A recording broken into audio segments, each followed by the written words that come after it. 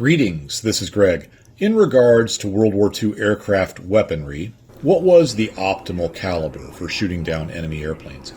Anywhere World War II aviation is discussed, this conversation seems to come up, forums, YouTube, or wherever.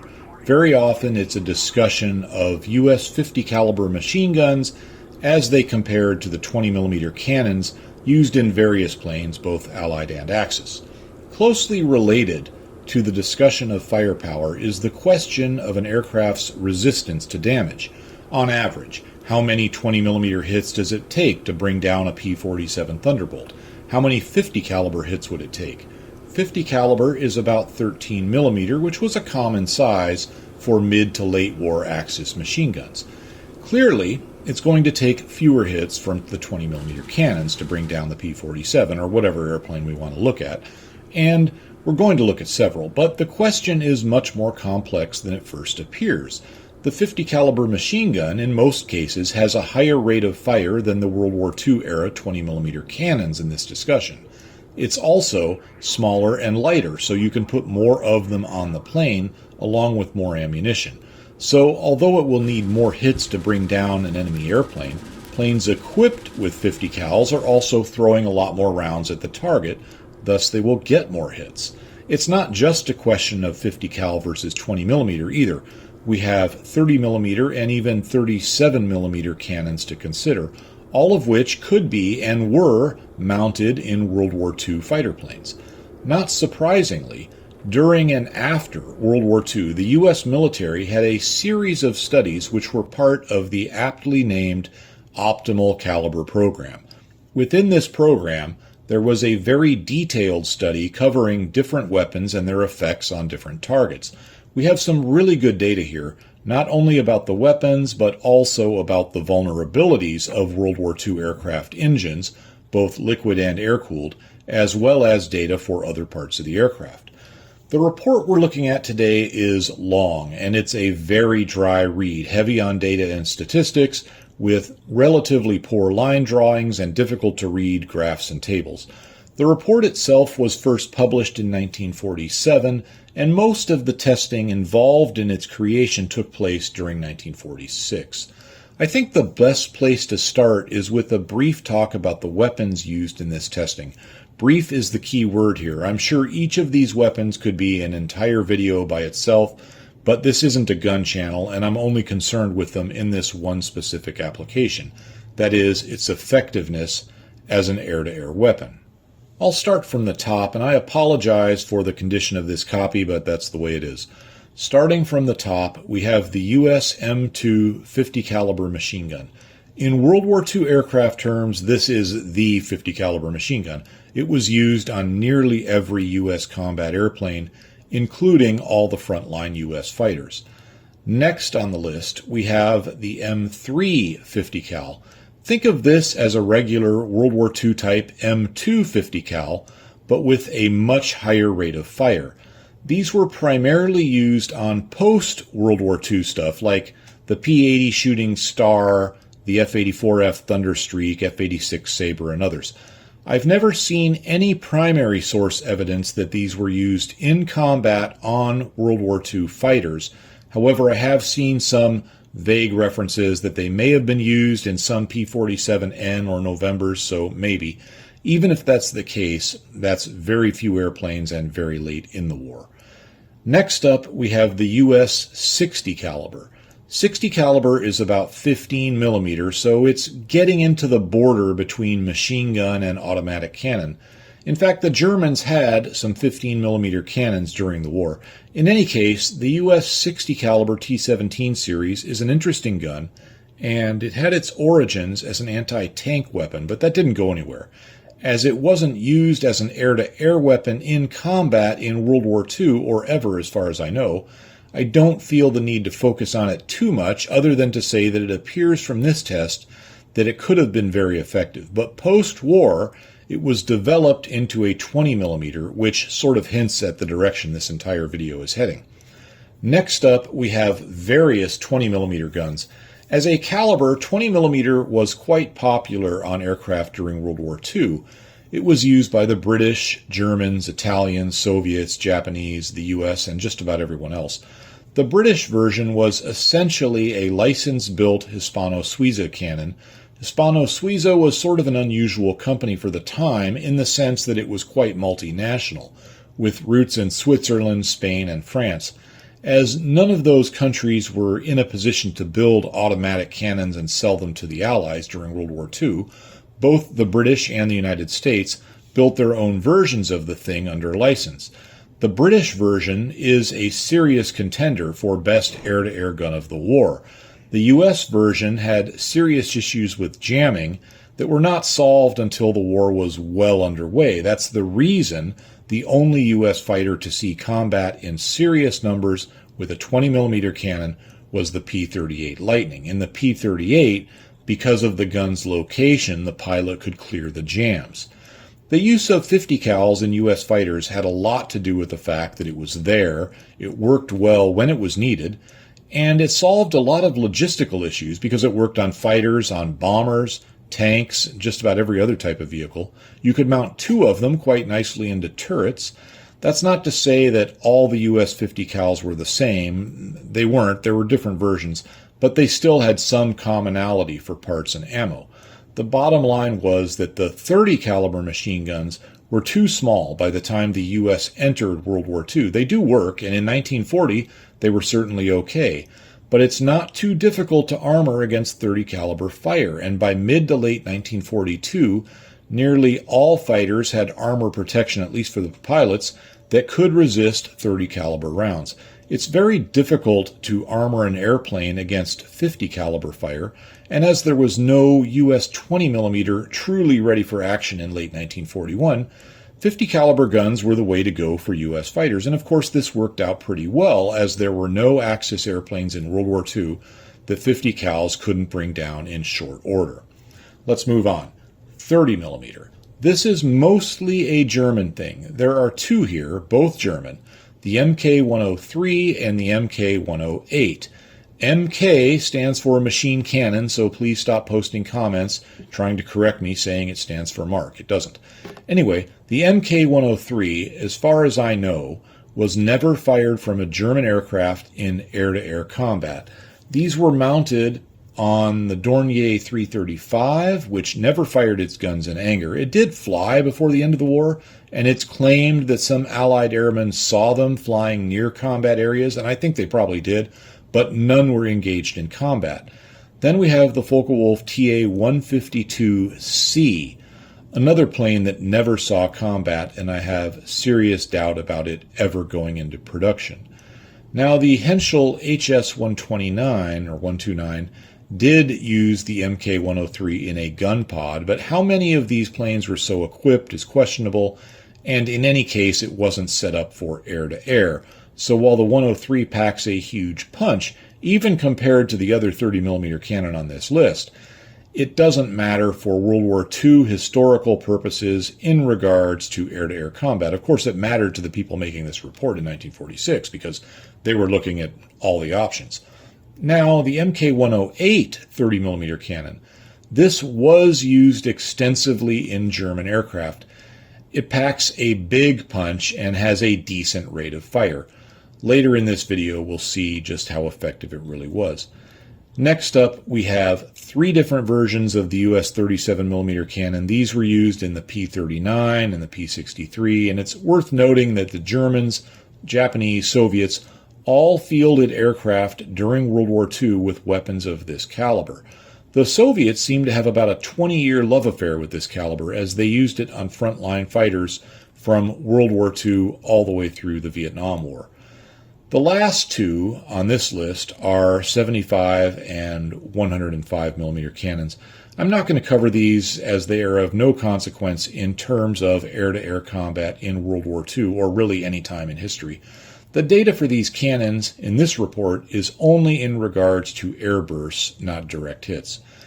There is one other chart related to the weapons in the report, and here it is.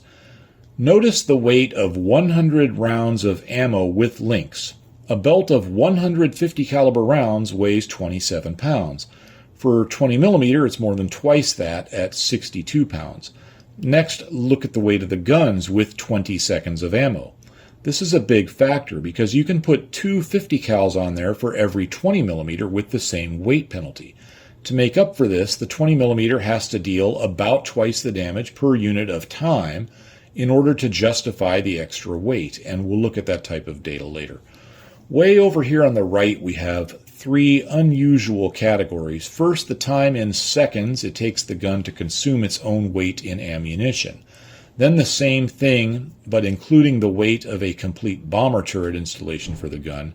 And lastly, including the weights for mounting in a typical fighter installation, meaning a fixed gun usually firing forward. In regards to the MK103 and MK108, I had a talk with a firearms expert, oddly enough via voice comms while flying on DCS, and he told me, and he sent evidence, that the 103 and 108 could fire the same projectiles. The difference is in how much powder is behind them. In other words, the MK103 hits harder not because the round is bigger, but because there is more energy behind it. Judging by the data in this test, a lot more energy. So let's keep moving. The report isn't in very good shape. Some of the pages are unreadable, and the pictures are very low quality. I'll include them when needed, but I'll be inserting images and video from DCS sort of as a filler. YouTube will demonetize based on low image quality, so I have to watch out for that. When going through this, or really any other historical document, we need to consider why it was written. Failing to consider this is a common mistake among historians, authors, and content creators. I see this a lot in regards to World War II history. It's actually a pretty big problem. That brings us to the report we're looking at today. It certainly wasn't made to settle some debate about which was the best gun of World War II. It certainly wasn't made to help me make a video for YouTube over 75 years later. It was specifically for the purpose of figuring out what types of weapons would be best to develop for the planes coming in the near future. That means, for the most part, the best weapons to develop for the first and second generation jet fighters and for turrets on bombers, although the later category would be fading out pretty quickly. But of course they didn't know that at the time they were making this report. The data was gathered by shooting up World War II airplanes, and mostly with World War II weapons, because obviously they couldn't have hardware from the future for use in testing. Thus we end up with pretty good data on just what it took to bring down a World War II airplane and the effectiveness of the various weapons, but that wasn't specifically what they were looking for. They used various planes, all models which by the end of World War II were being entirely phased out. These included the Republic P-47D Thunderbolts. All Thunderbolts used in this report were D models, not the newer N models. Lockheed's P-38 Lightnings were shot up as well. These provided good data on warplanes with liquid-cooled engines. For bombers, they used B-25 Mitchells primarily, but also B-17 Flying Fortresses. The Vultee Vengeance was used as well, specifically the A-35 variant, which was an Air Force version of what was initially intended as a naval aircraft. These aircraft gave an excellent variety of targets to use for damage evaluation. Of course, they needed something to represent the jet aircraft that were coming onto the scene. Jet engines are very different from either air-cooled radials or liquid-cooled V-12s in regards to how they take damage. To represent the jets, they used Bell's P-59. Here it is with a P-63 in the background. Both pack 50 caliber machine guns and a single 37mm cannon. Bell Aircraft loved that 37mm cannon. Anyway, for purposes of this video, I'm going to focus mostly on the P-47, B-25, and P-38. I'll be leaving out the A-35 and the P-59. In my previous video on this report, I focused almost entirely on damage to the P-47's R2800 engine, so I'll leave a lot of the more detailed air-cooled engine damage information out of this video and focus on damage to the entire aircraft and, of course, the difference between damage with air and liquid-cooled engines. In the previous video, I had quite a few comments, and some of them were repeating comments, so I feel I have to address them now. There are some real misconceptions out there, and the first one is in regards to something called survivor bias. A lot of the comments I'm getting state that this entire report, and thus my assessment of it, is invalid because of survivor bias. My answer to that is that anyone saying it obviously didn't watch the video or has no idea what survivor bias actually is. Survivor bias happens when the data comes from samples that have passed some sort of selection process, usually involving survival, and overlooking those that didn't. For example, with aircraft on combat aircraft, if you look only at damage on aircraft that return from a mission, you would be excluding the non-survivors of attack, and thus introducing survivor bias. That's very obviously not a factor with this report. For this report, they parked the airplanes and shot them up.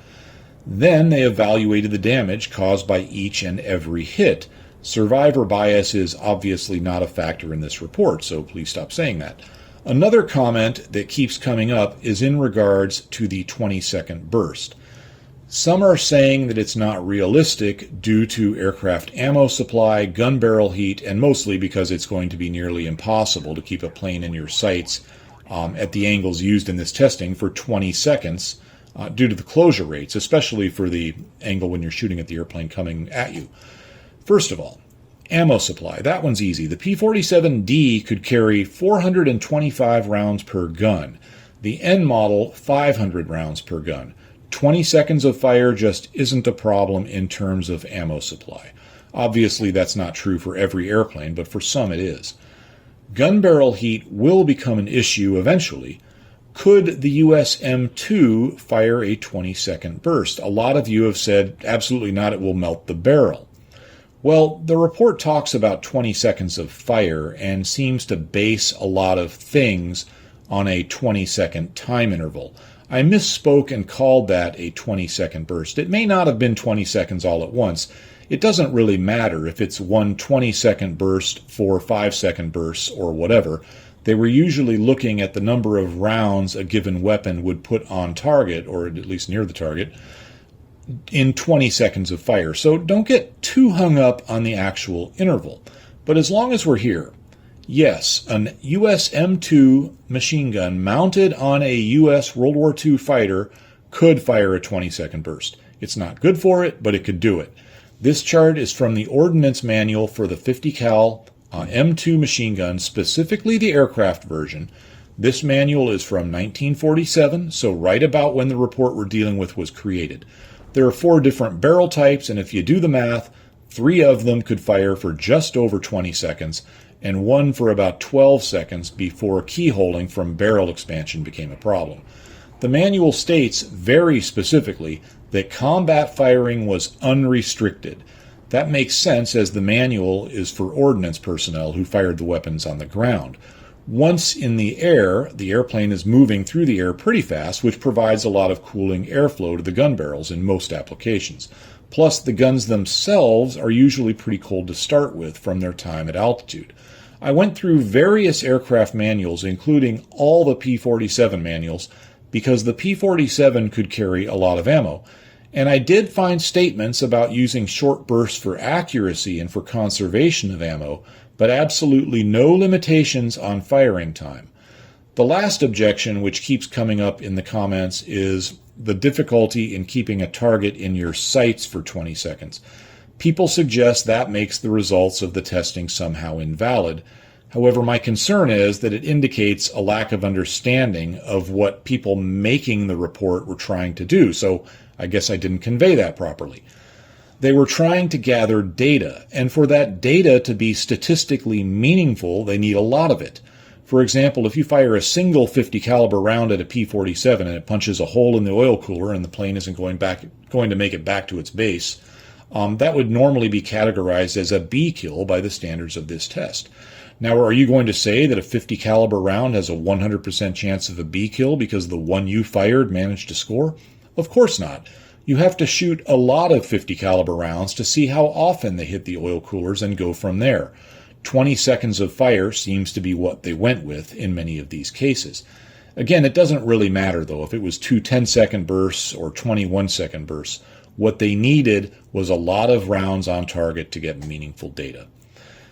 Let's move on. The specifics of the target airplane have a big effect here. For example, liquid-cooled engines have some additional vulnerabilities with their cooling system.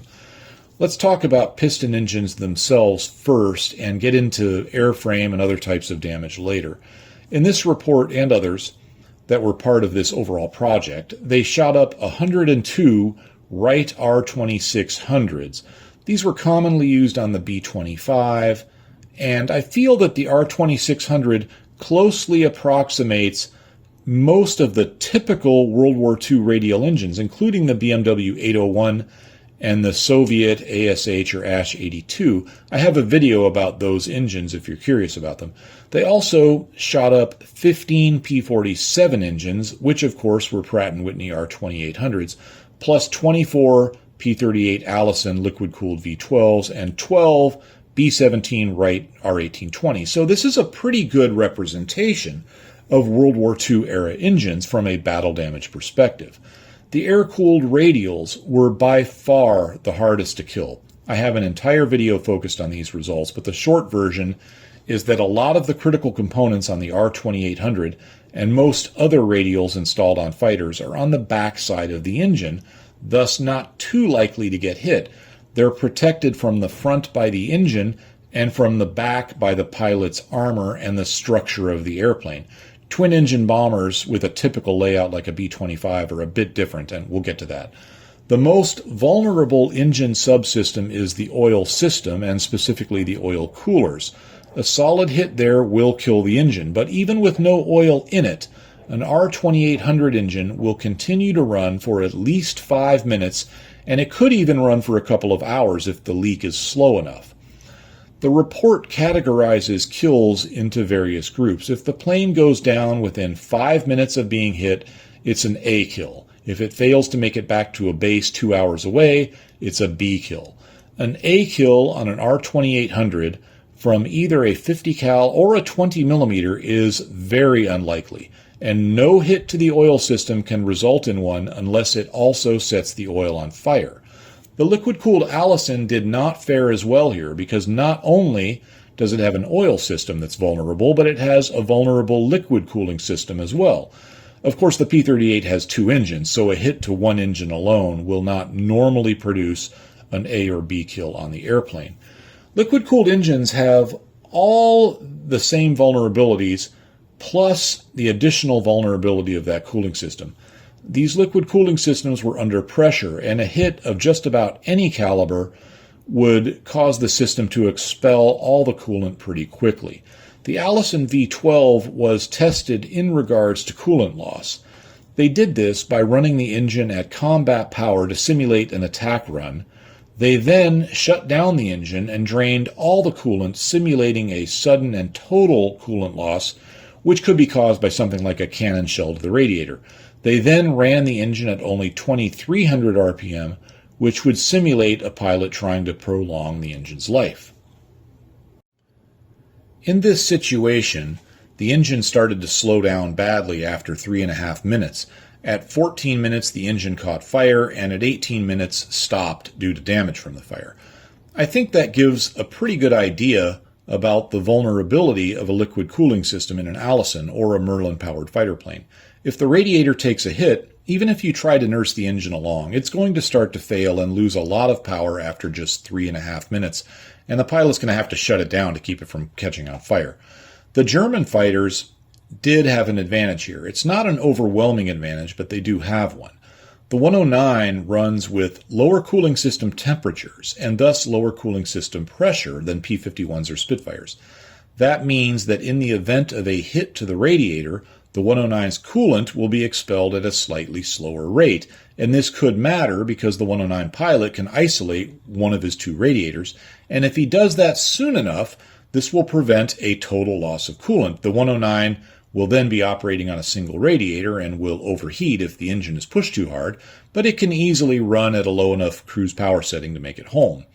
Yes, I know that because the 109 runs at lower coolant temperatures, that means it needs greater radiator capacity, all things being equal. So, of course, the 109 has a drag penalty here, which is another topic entirely. Oh, and not all 109s had the ability to isolate the radiators, but the later ones generally did. The FW190A models, in most cases, had a ring of armor around the front of the cowling to protect the oil cooler, which helped make them somewhat less vulnerable to oil cooler damage. I think the Dora has a similar armor ring to protect both the oil cooler and the coolant radiator ring. In fact, I'm certain I've read that in original source stuff, but I couldn't find it. In any case, on the average, the German planes were a little less vulnerable to oil cooler or radiator damage, just something to keep in mind. Back to our Allison V12 damage test, they drained a second engine of coolant, and 2 minutes and 15 seconds later it started to lose power, and the engine seized at 2 minutes and 30 seconds. I need to add that the coolant itself could catch on fire, and that did happen in some of the testing. I was surprised by that. So liquid-cooled engines represent an additional fire hazard in addition to the other vulnerabilities over their air-cooled counterparts. In order to understand just how much more vulnerable liquid-cooled engines were, we can look at some results from this test. This one gives us the probability of a single shot, meaning a single round to the engine area, resulting in A damage to the engine. This chart is a bit tricky, so we have to cover it in some detail, but once I explain this chart, we can go through the others really fast because most of them adhere to more or less this same format. To start off with, it's not talking about the chances of a single round hitting the airplane creating a certain type of damage to the engine. It's just for a single round hitting the engine area. We're not looking at the complete airplane just yet. Notice at the top it says it's a chart for A damage. As we know, A damage is specifically defined in this report as damage that causes the plane to crash within 5 minutes of the hit. More specifically, it will falter or go out of control within 5 minutes. For example, maybe the engine fails in 3 minutes, but the plane might glide for another 5 minutes to a crash landing. Well, that's still an A kill because it faltered at 3 minutes. However, in the case of a multi-engine airplane, like a P-38 or a B-17, a loss of one engine won't normally bring the airplane down. So this chart is actually an A kill for the engine itself, meaning that the engine will fail within 5 minutes. This is buried in the report, and the image's quality is really poor, but if you want to read that page for yourself, here it is. It says projected area of the aircraft engine because the engine itself is surrounded by various subsystems, oil coolers, control linkages, and so on. We're looking at the chances of killing the engine with a hit to that area. It doesn't necessarily have to be a hit to the engine. For example, the P-38's radiators are located in the booms well aft of the engine itself, but those are still taken into account because they're part of the total area in question. Line of fire, front and below. It's about 20 degrees below and to the side of the aircraft's longitudinal axis. The numbers 0 to 0.8 are the probability numbers. The people that decide such things decided that probability has to be expressed from 0 to 1. 1 means 100%, 0.2 means 20%, 0.02, 2%. You get it. The letters PAESS on the left side denote exactly which mathematical formula they use to come up with the probability numbers. The math involved in this report is very high level, certainly way beyond mine, so I'm just going to have to take all the numbers at face value. And I doubt one person in 1,000 that can do the math that was involved in creating this report. But if you're into that sort of thing, you can pause here and look at a couple of those pages to see the sort of stuff they're doing. The rest of us are just going to move along. For fun, I'll start with the 60 caliber armor-piercing round, which is about 15 millimeters. This weapon didn't go anywhere, but for a short time, there was a lot of interest in it, so it's heavily represented in this report. Now, that black bar goes from about 0.13 up to about 0.72, so this round has a low of a 13% chance and a high of about a 72% chance of scoring an A kill on a P-38 engine with just one hit. Notice the white line within the black bar. That's the mean probability, which in this case is about 0.38. And we have to be a little bit careful with these charts because sometimes there are other white lines which are just a function of bad copying. The reason the 60 cal armor-piercing round was so devastating here is because its penetration was so high that it tended to go through whatever it hit and work its way ultimately into the cooling system somewhere, at which point, of course, the cooling system dumps all its coolant. The high explosive 60 cal was much less effective here, really not much different in its chances of getting an A kill than a 50 cal armor piercing round. I'm going to cut the 60 cal data away for a moment because it's not a World War II aircraft weapon and didn't go anywhere in aircraft anyway. Now, you can see that the median chances of an A kill are all very close for these three airplanes, although in the case of the P-47 it only has one engine, so an A kill of the engine means that the plane is going down. The reason these are about the same is because the components that can result in an A kill from a single hit from these weapons are all about the same on all of these engines, the oil coolers, prop governors, and so on. There are minor differences in component locations, which is why you see some of the minor differences here. As for the P-38's radiators, they are not too likely to result in an A kill. It's possible for the engine to keep running at very reduced power just long enough to make it into B kill territory. Thus, this chart doesn't really show the increased vulnerability of the liquid-cooled engine, specifically because of the way the A kill is defined. The real difference shows up in the B kill, so let's look there. A B kill in this report normally means that the plane doesn't make it back to base, that base being 2 hours away. In this specific case, it means that the damage causes the engine to quit within that time period. In most cases, a liquid-cooled engine is going to quit somewhere between 5 and 15 minutes after the damage takes place. And we know that because they tested it in this report and found that without any coolant, the engine starts to cut out between 2.5 and 3 minutes and actually catch on fire if it doesn't seize sooner between 14 and 18 minutes. By the way, they did this with an airplane on the ground and no pilot was in it. No pilot is going to let the engine sit there and burn for 4 minutes, I can tell you that. Once again, though, the 60 cal is very effective, but in this case, the 60 cal API and high explosive round are much closer to each other in performance, and that's because the high explosive rounds have a pretty good chance of causing a B kill from damage to oil or coolant lines or other vulnerable components that can be taken out without a direct hit. This is a bit confusing to look at because that B damage includes the 5-minute period from A damage. So the sum of A and B damage will often be above 1.0, which in this case for the 60 caliber API it is. In other words, the 60 cal high explosive has a greater chance of creating just B damage. But in this case it doesn't matter. The 60 cal API has a better overall chance of stopping the engine within that 2 hour period because of its strong chance of creating A damage. And I hope that made sense. Let's cut that 60 cal out of there to give us a more clear World War II picture. A single 50 caliber round to the engine area has about a 33% median chance of generating a B kill on a V-1710.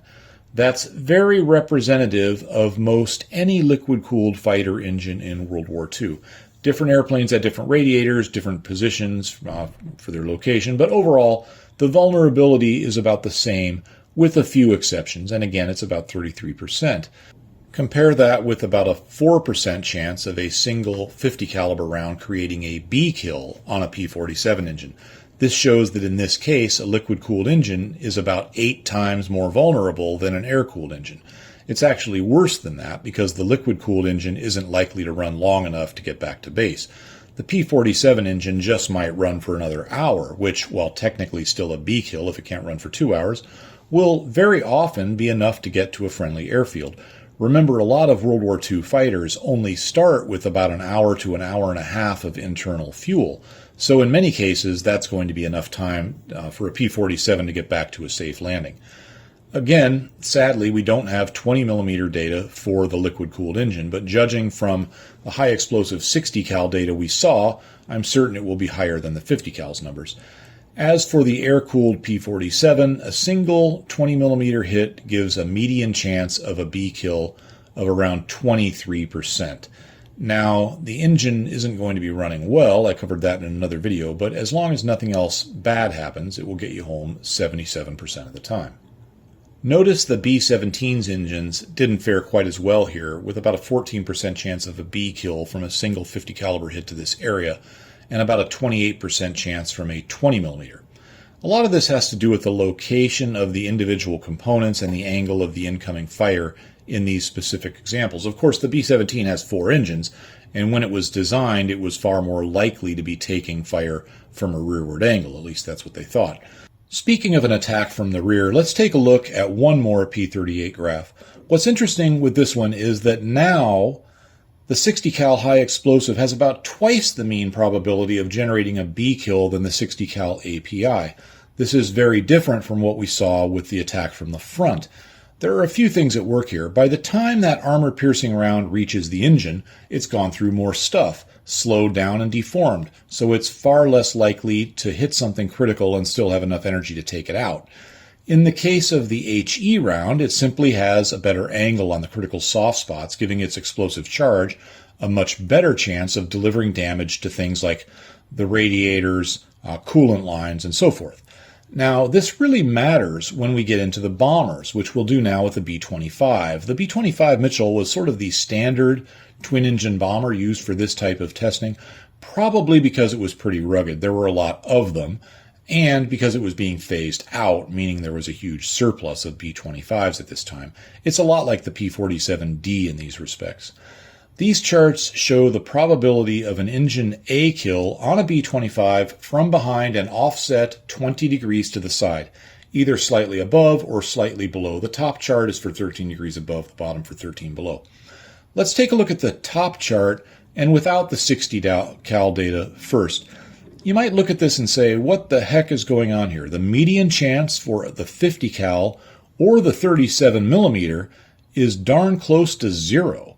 It's very low for the 20mm, and only the German Mk108 seems to have any real effectiveness here, and it's highly effective, with the probability of scoring an engine A kill from this angle something like 40 times higher than a US 37mm. So what's going on here? Well, it turns out that the B-25 structure is set up so that from this angle it tends to block a lot of the hits from striking critical components of the engine. For one thing, shells tended to hit the wing spar and explode there.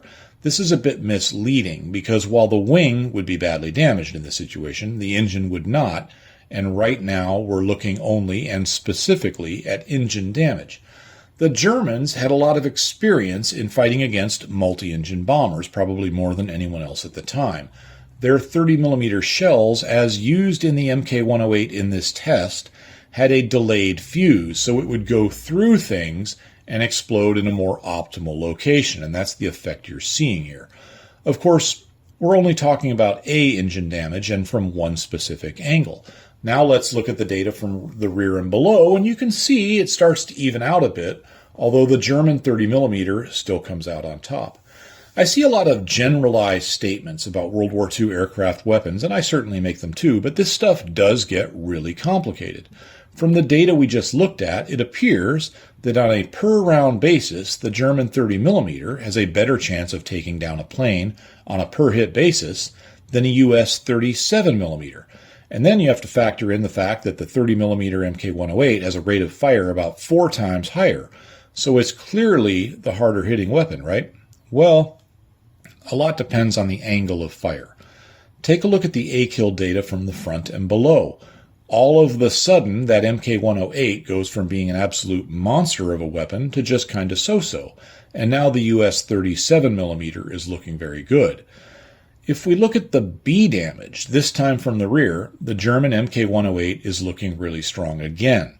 If this data is combined for the P-47, B-25, and B-17 for an A kill to the engine from a single round from the front and below, it looks like this. So on a per-round basis, the 37mm shell is the hardest hitting here, and by a considerable margin, which makes sense. It's a lot bigger than the others.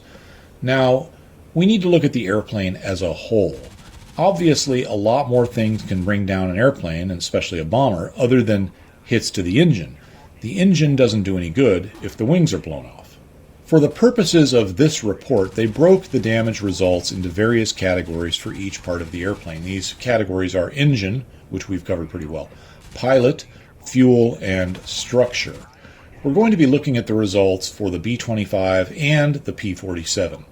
Obviously, if the pilot is killed or injured so badly that he can't fly the plane, and we're talking about a single pilot airplane, then that's going to be either an A or a B kill, depending on how long the pilot's able to fly before succumbing to his injuries or bailing out. There are some factors to consider here. First of all, the angles used when firing at the P-47 in this test negated, to an extent, the plane's pilot protection. In other words, rounds could reach the cockpit without going through the armor, the engine, or other heavy obstructions first. In fact, this angle was partially used for that reason. Of course, the B-25 has two pilots, making the plane harder to shoot down.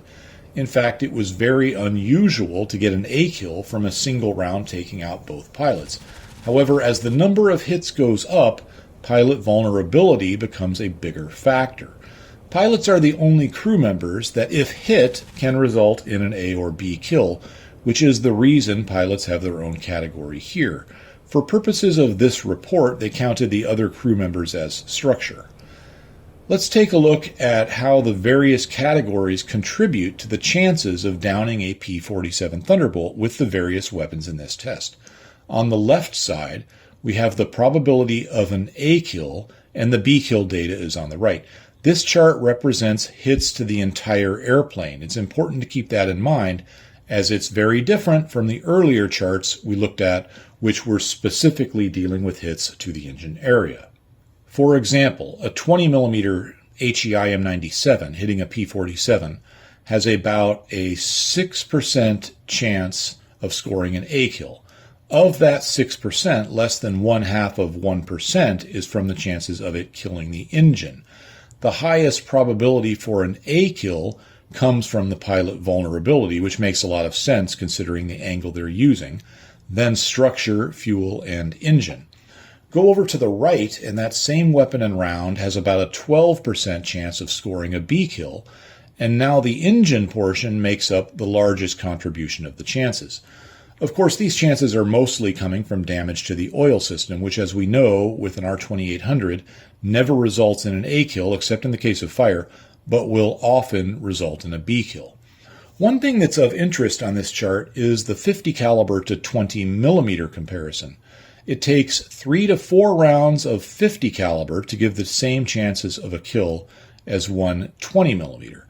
Let's keep that in mind for later. Let's bring in the big guns and compare the A kill data.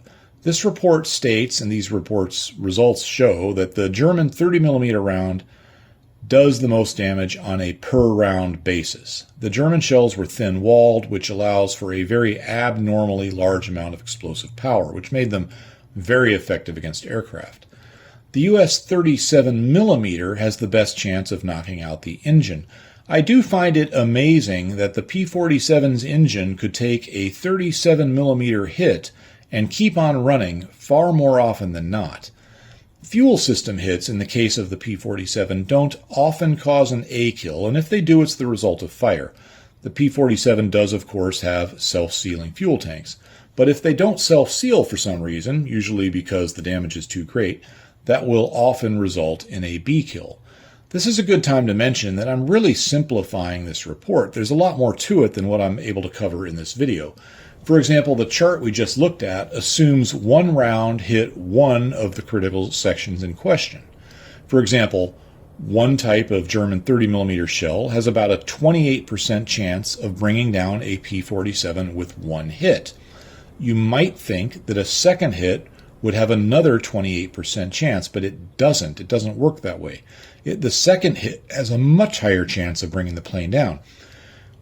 Let me explain that. As an example, if a P-47 gets hit by a 30 millimeter shell in the wing, it might still be flying, although probably with reduced lift from a very damaged wing.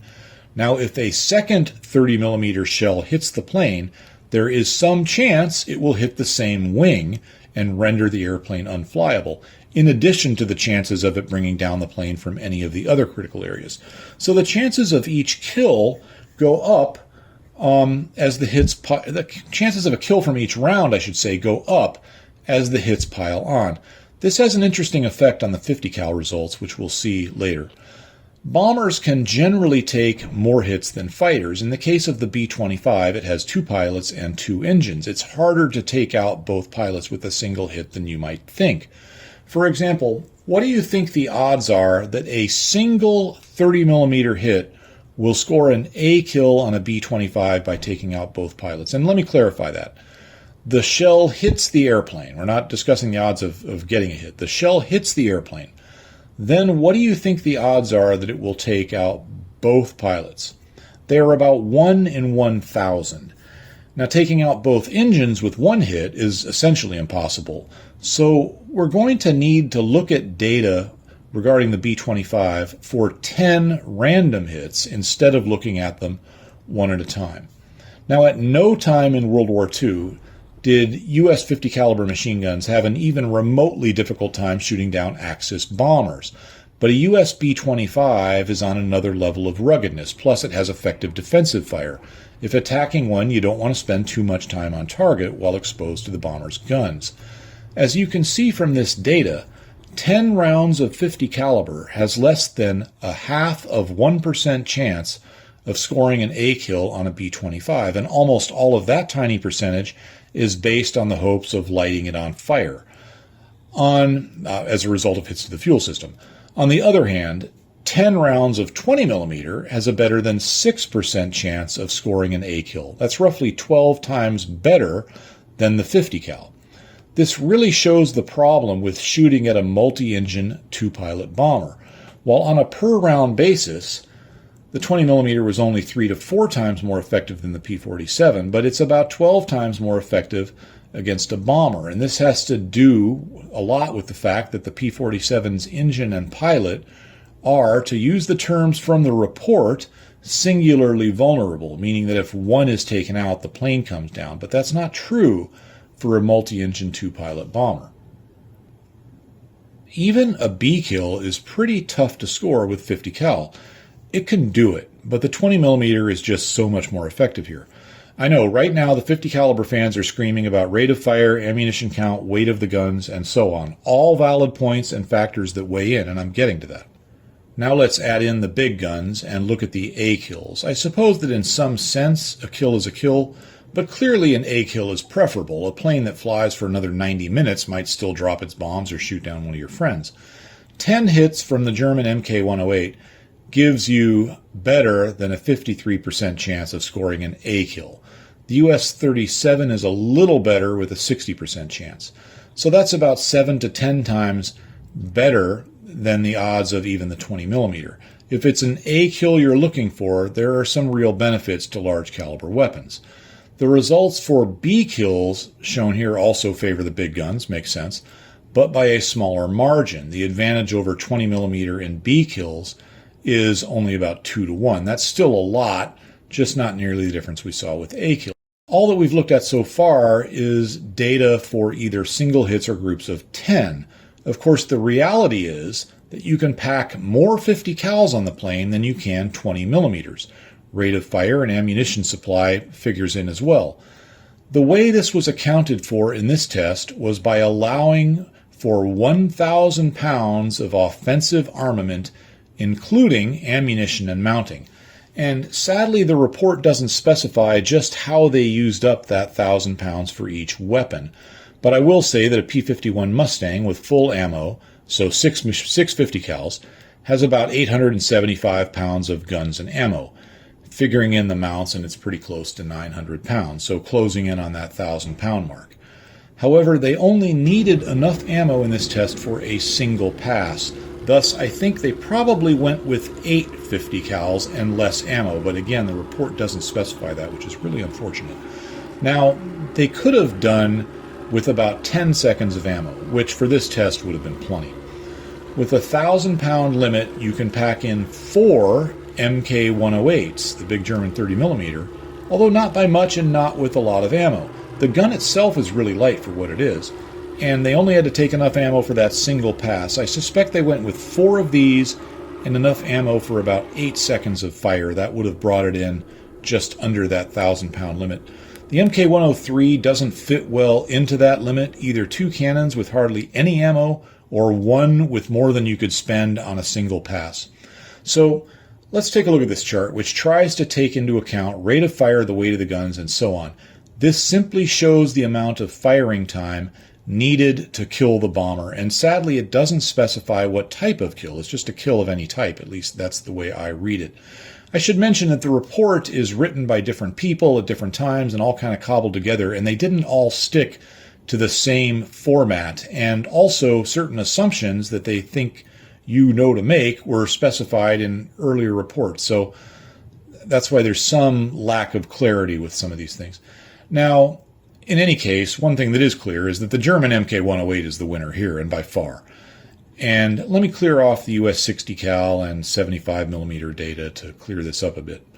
In second place, we have the German Mk103, but again, they had at best two of them on there. It just doesn't fit well with this weight limit, thus needed twice the time on target, more or less, as compared with the less powerful Mk108. The big surprise here is just how well the 50 cal did as compared with the 20 mil HEI, and at first this doesn't seem to make sense. The M2 50 cal's rate of fire is about the same as the 20 mil, maybe slightly better. But as we saw earlier, the 20 mil HEI was about 4 times more effective on a per hit basis, both when looked at individually and in groups of 10 randomly paced hits. So even though we can pack in twice the number of 50 cals, the 20 millimeter HEI should still easily win this, but it doesn't. The greater number of 50 cals does the same job or is even slightly more effective than the 20 mil HEI in this particular scenario. So what's going on here? Well, this has to do with the weird effects of cumulative damage. As an example, let's say we get 10 20 millimeter hits on the B-25, and one of those ruptures a fuel line, maybe a fuel pump. In any case, it causes a fuel leak. That's great. But what would be better is if another 20 millimeter round followed it up and hit in roughly the same location and started a fire. That would stand a very good chance of bringing the plane down. Now let's have the same scenario, but instead of 10 20 millimeter hits, we have 20 50 caliber hits. When one of those 50 cal rounds hits something that starts the leak, there are much better odds that the second armor-piercing incendiary round will follow it up and hit the same location, or at least close enough, and start a fire. The same principle works when you hit the cockpit. Better odds of killing or disabling both pilots if you fired twice as many 50 caliber rounds versus half the number of 20 millimeter. The result is that the 50 cal performs a bit better than expected against the 20 millimeter, but the 20 millimeter still comes out ahead overall. The M3 20 millimeter cannon without the HEI ammo takes less time to shoot down the bomber than either 50 cal. Nowhere in this report does it explain just what the INC ammo is, but it would seem that it stands for incendiary, and that it has a smaller explosive charge than the HEI, but probably with better armor-piercing potential. Someone in the comments will know, and I'll add it to the description, but it's not specifically spelled out in the report. Like I say, the person writing the report, or the people writing a report, have the assumption that the person reading it already knows these other things. Now, what if you're shooting at a fighter plane? Will the greater number of rounds help? They did calculate the probability numbers for a 1,500-pound bomber turret. That weight included the guns and ammo, but excluded the gunner tracking, station, and fire control system. Remember that turrets by this point were often remotely operated. Think of the B-29 top turret for this example. Once again, the Mk108 comes out on top. The US 60 cal and 20 millimeter M3 are not too far off, though. Let's take a look at the official conclusion to see how the authors wrapped all this up. They pointed out that this was a preliminary study and part of an ongoing effort to get better data. They pointed out that the information presented here in regards to the weapons and ammunition were in highly limited tactical situations. They were very aware that this report, and really no report on this subject, can be an end-all, be-all definitive study of this stuff. There are just too many variables. Before I read this report, I probably would have stood on the statement that the British 20 millimeter gun was the best air-to-air gun of the war. In fact, I've said that before in several videos. That weapon is basically the same thing as the US M2 20mm used in this test, and now I'm not so sure that was the best weapon of the war. I've read over and over that the British Mk108 has a short barrel and is not accurate at long ranges.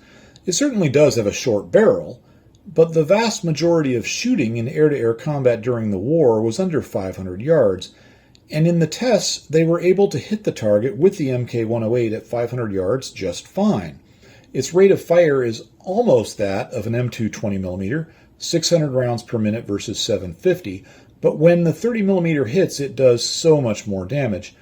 Thus, the German 30mm as used in the Mk108 really was hard to beat, at least if you're shooting at bombers, or at a fighter that's attacking a bomber, and thus on a somewhat predictable path, as we saw in the result for the firings from the turrets. Where I think the 30mm has a shortcoming is in muzzle velocity. If dogfighting an agile opponent, this starts to really matter. It's harder to hit a target that's moving in an unpredictable manner if the bullet or shells take a long time to reach the target.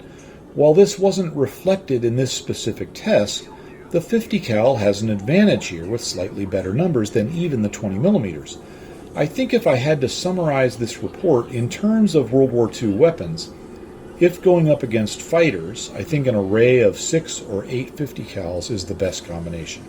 But up against bombers, at least 2, or better yet 4 of those Mk108 30mm cannons is the way to go. Ultimately, the optimal caliber program showed that in the post-war environment, the 50 cal, while still pretty good, was lagging behind. With the benefit of 20/20 hindsight, we can look at the planes that went into service after this report and see how this all turned out. The U.S. Army Air Force, soon to be the U.S. Air Force, stuck with 50 caliber guns for their first jets. Of course, these planes were far into the design phase before the optimal caliber program results came out, let alone newer weapons. For example, the F-84 Thunderjet's first flight predates this report. The early U.S. Air Force jets usually had the M3 50 cals firing 1,200 rounds per minute, giving the first generation of U.S. jet fighters, like the F-84 here, about a third more firepower than a World War II P-51D. Late during World War II, the U.S. Navy was already moving to the 20mm cannons, so their post-war jet fighters used them as well. The F-9F uses what were essentially the tried-and-true Hispano-Suiza design so common during World War II. Looking at the data from this report, one of the things that becomes very clear is that the 60 caliber gun was very good, generally as good or better than the 20mm cannons of the time.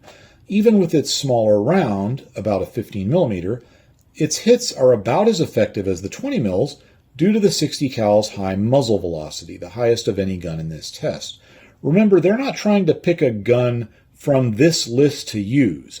They're trying to find the optimal caliber for future guns on future airplanes. If the muzzle velocity of the 60 caliber could be combined with the high rate of fire of the M3 50 cal, and the whole thing could be made larger, say 20mm, then we would really have something. And there were basically 3 main U.S. efforts to do this, or at least efforts that went somewhere. The first was to improve the old Hispano-Suiza design. Colt did this, resulting in the cannons used in the F-8 Crusader and various other naval aircraft dating back to about the mid-50s and a little bit after that. This was an updated version of the old cannon, and it fires 1,000 rounds per minute, so it's right, in terms of rate of fire, it's right in between a 50 caliber M2 and the faster firing 50 cal M3. And it had a muzzle velocity right between the World War II 20 mils and the 60 cal. The F-8 Crusader has 4 of these cannons, which gives it a total of 4,000 rounds per minute. The second effort, which was more of a U.S. Air Force thing, was to take a German World War II design and run with that. This design was the Mauser MG213, a revolver cannon from World War II. A revolver cannon is a single-barrel cannon, but with a cylinder containing multiple chambers, something like an Old West revolver. The MG213 was one of Germany's wonder weapons that never saw combat, but the basic design turned into the US M39 cannon, as used on the F-100 Super Sabre. This cannon fired a 20mm shell, but with about the same muzzle velocity as the Navy's Colt. However, it had a higher rate of fire, 1,500 rounds per minute, which is even faster than an M350 cal, so pretty impressive, right? Now, both the British and French went with similar designs based on that Mauser revolver cannon, although they both went with a 30mm version, sacrificing significant rate of fire and muzzle velocity for a bigger, heavier round. Presumably, the British and French both looked at their own data, or maybe they even had access to the optimal caliber studies, I don't know. But either way, it's interesting that they went with 30mm when the US went with 20. The third effort was to develop a cannon with multiple rotating barrels like a Gatling gun, and this resulted in the M61 Vulcan cannon. What most people don't know is that that project started off as a 60 caliber gun way back in 1946. However, as a result of the optimal caliber program, it was decided that for air-to-air and many other purposes, 20mm would give the best balance of rate of fire, range, accuracy, muzzle velocity, and everything else they were considering. They built the Vulcan in a few different calibers, but 20mm has been standard in U.S. fighters from the Century series stuff like the F-104 Starfighter and the F-105 Thunder Chief, all the way up to the F-22 Raptor. If we just look at U.S. fighters, it would seem that 20mm turned out to be the optimal caliber. However, when we look at other countries, it's not so clear. After World War II, European countries generally went with 30mm, but have since dialed that back to 27mm. In fact, the Gripen and the Eurofighter use a 27mm revolver cannon, a Mauser revolver cannon. The Soviets have been all over the place in terms of their search for an optimal caliber. At one point, they had a real love affair with the 37mm. They used it on various early Soviet jets, usually in combination with faster-firing 23mm cannons, the idea being that they could use the 37mm on bombers and the 23s on fighters. This picture shows a MiG-17 being shot down by an F-105 using its Vulcan cannon. The cannons in the early Soviet fighters, the MiG-19, all the way back to, say, the MiG-15, were relatively primitive and relied on large caliber munitions rather than rate of fire and muzzle velocity. For example, the MiG-19 first flew in 1955. It has twin 30mm cannons, but they're not revolver or multi-barreled or anything special. They're essentially an improved World War II era design, and they were really falling behind by the mid-50s. For comparison, the F-100, which was introduced a few months before the MiG-19, the F-100 packs 4 20mm revolver cannons.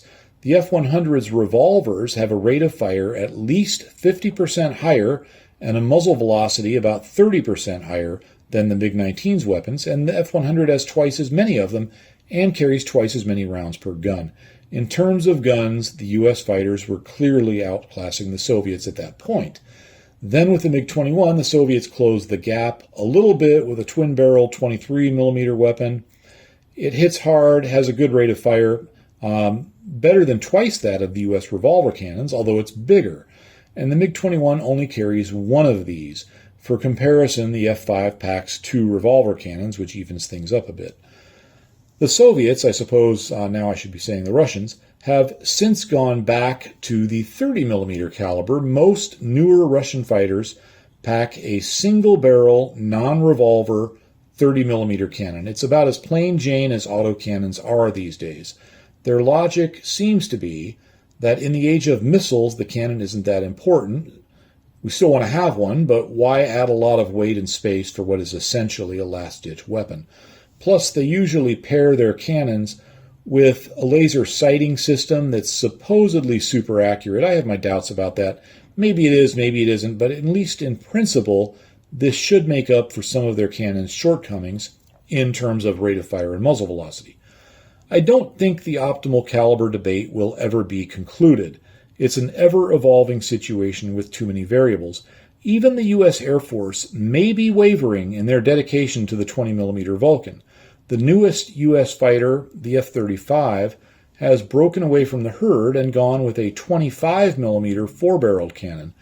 Then again, I don't think a U.S. fighter operated by the U.S. military has shot down an enemy aircraft with cannon fire since the early 1970s during the Vietnam War.